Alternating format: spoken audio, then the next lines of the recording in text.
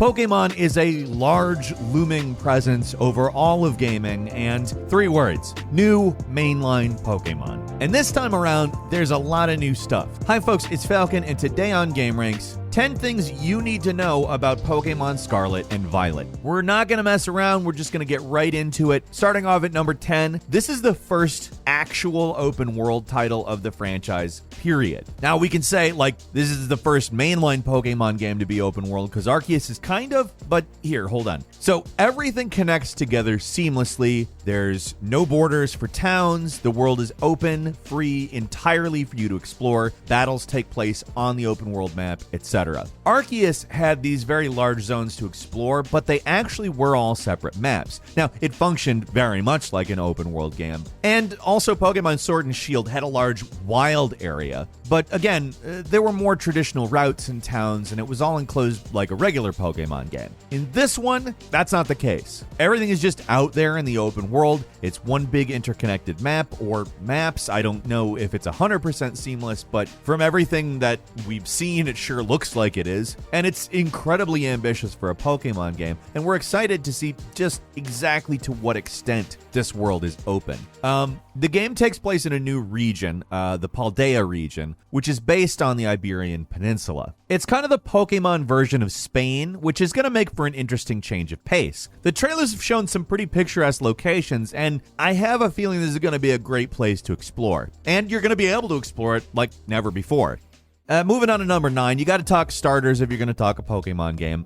There are also some other notable Pokemon as well, but it's another Pokemon game, so that means new starters. This year, we're getting a grass-type cat Pokemon named Sprigatito. There is a fire-type crocodile Pokemon named Fuecoco, and a water-type duck Pokemon named... the other two have, like, vaguely Spanish-sounding names, and this one's named Quaxley. But, look at the pompadour on this duck. He has got style for days. I like all the starters, actually, but I think Quaxley is getting the top spot from us just for the hair helmet. As usual, there's going to be new regional variations on some classic Pokemon, like the Paldean Wooper, which looks a little more poisonous than its standard version. Like previous games, there's also some version-exclusive Pokemon, like this Fire Warrior Pokemon called Armarouge, who's exclusive to Pokemon Scarlet, and Cerulege, blue fire Pokemon that is exclusive to Violet. One guy that's new that has people really curious is this humble creature called Wiglet. It's Diglett, but more worm-like. And interestingly enough, it's not a regional Pokemon, it's just a new one. One last standout, at least to me, is the ghost dog Pokemon Graverd. I don't know exactly how to say it yet. Apparently, if you hang out with this guy too long, you slowly lose life force, which sucks, obviously, but it's probably just another one of the Pokemon Company's weird descriptions. I find it hard to believe that they would actually siphon health off of you if you have him. Of course, there's also the legendaries, but we'll get into those later because there's a lot to talk about there too.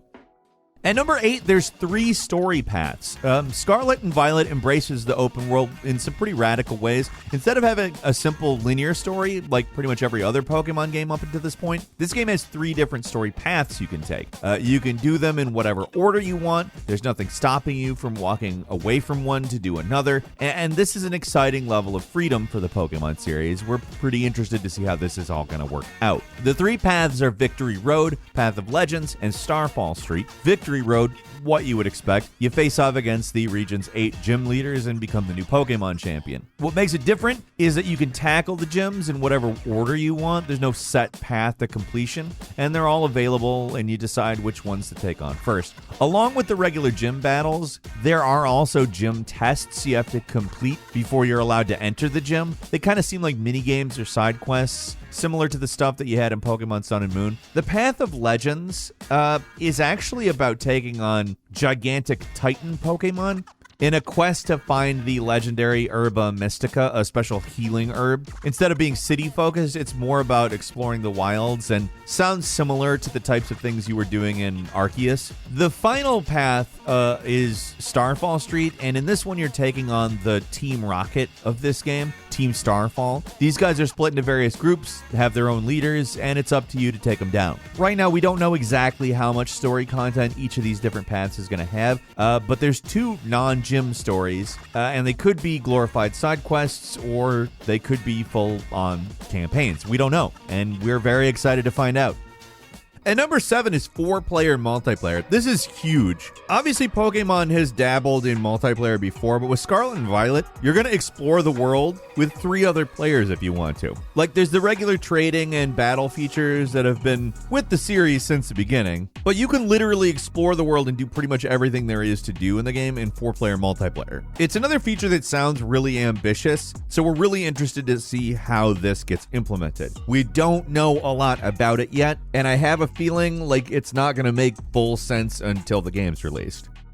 And number 6 is going to be rideable legendaries. Okay, so like normal for a Pokemon, there are 2 legendary Pokemon, with each one being exclusive to each version of the game. There's Koraidon, a wild-looking lizard Pokemon, exclusive to Scarlet, and Miraidon, a futuristic purple creature, exclusive to Violet. That's standard, but you can actually ride them, similar to Pokemon mounts in Arceus. Both of these can go pretty much anywhere. They have like a standard bike form, but they can also travel over water and even glide through air. Like, the level of freedom they offer as mounts it seems to be basically the best way to get around in terms of what's in your way. So hopefully unlocking them isn't too much of a pain. It's possible they're unlocked at the end of the Path of Legends story, which would be great for completing the other 2. And number 5, the new Terrastall phenomenon. Whether it's Z-moves, Mega Evolutions, or Dynamax forms, Pokemon games love their unique mechanics, and Scarlet and Violet's no different. This time, it's about the crystals and the new Terrastall phenomenon mechanic. This boosts the stats and changes the types to a Terra type, which also gives them a snappy new piece of headwear. Apparently, if your Pokemon does a move that matches their Terra type, you do extra damage, so there is a bit of strategy involved with this too. Like a lot of these kinds of mechanics, you can only use it once per battle, and it ends when the fight ends. To transform, you'll need to fill a special meter that can be recharged at a Pokemon Center or from collecting gems out in the open world. Raid battles are back from Pokemon Sword and Shield, but with a slight twist. They're called Terra Raid battles, which you can team up with 3 other trainers to take on a big Terrastallized Pokemon. Like with previous raids, you can play with NPCs or with other players online, and like the previous raid modes, there is a time limit. One big change is that you don't have to wait your turn to choose the next move though. The battles are still turn-based, but you can pre-select your next move, so hopefully there's a little less downtime during the raids this time around. It seems interesting. At number 4, there's small but some pretty significant quality of life features.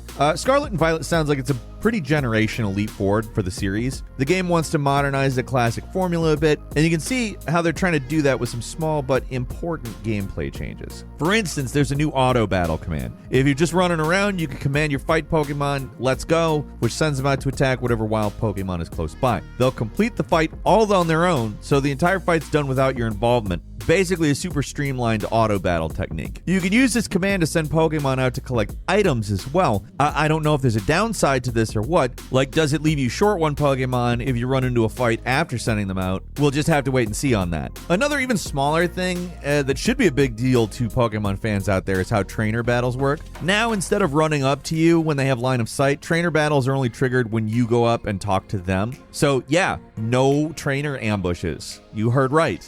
You're just free to engage with trainer battles whenever. That's a promising change, but hopefully it doesn't make the game feel too easy, although I just would prefer that. Like, it's so much better to be able to choose when you do that. At number 3, classic TMs are back.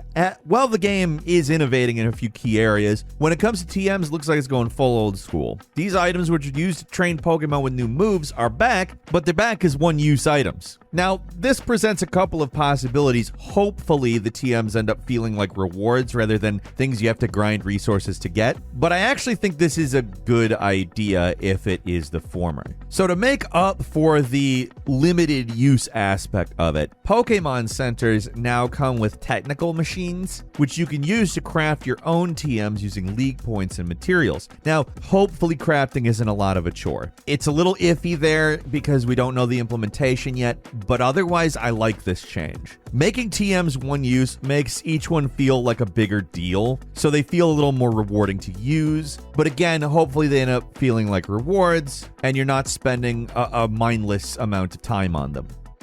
And number 2 is version differences. There's the usual 2 legendaries and different Pokemon depending on the version, whether you chose to play Pokemon Scarlet or Violet. But that's not where the version differences end this time. I've already mentioned some of the different Pokemon and the different legendaries you'll encounter depending on which version of the game, but there's some other major changes as well. For the first time in the series, depending on which version of the game you pick, you actually get a different Pokemon professor. Pokemon Scarlet gets you Professor Sada, while Violet has Professor Turo. Each one embodies the style of the game. Sada wears a throwback almost caveman costume, while Turo wears a futuristic outfit. The theme of the game is past versus future, with Scarlet containing the past stuff, Violet containing the future stuff. Depending on which version of the game you have, it affects the school that you belong to. If you choose Pokemon Scarlet, the character attends Naranja Academy, Naranja meaning orange in Spanish, and of course having an orange symbol, where if you pick Violet, you go to Uva Academy, which is purple. Your starting uniform matches with the school you attend, and your enemies in Team Star also change their uniform depending on the version of the game as well.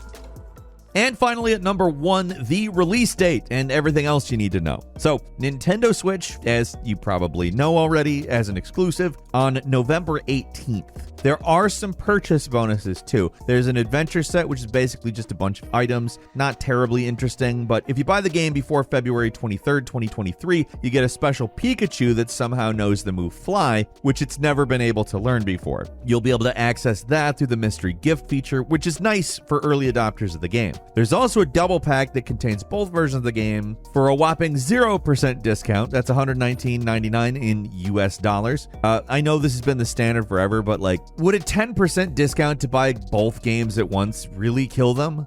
I don't think so. Anyways, we're really looking forward to sit down with this game. What do you think? Leave us a comment. Let us know. If you like this video, click like. If you're not subscribed, now's a great time to do so. We upload brand new videos every day of the week. Best way to see them first is, of course, a subscription, so click subscribe. Don't forget to enable notifications, and as always, we thank you very much for watching this video. I'm Falcon. You can follow me on Twitter at Falcon the Hero. We'll see you next time right here on gameranx.